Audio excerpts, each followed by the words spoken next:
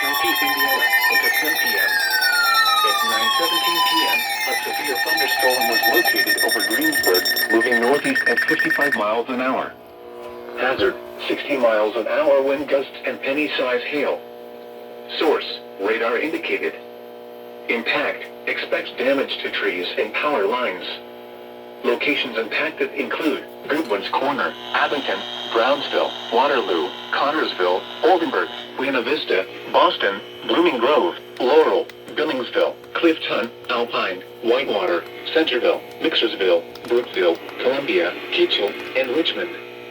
This includes the following interstates: I-70 in Indiana between mile markers 146 and 156. I-70 in Ohio near mile marker 0. I-74 in Indiana between mile markers 145 and 148.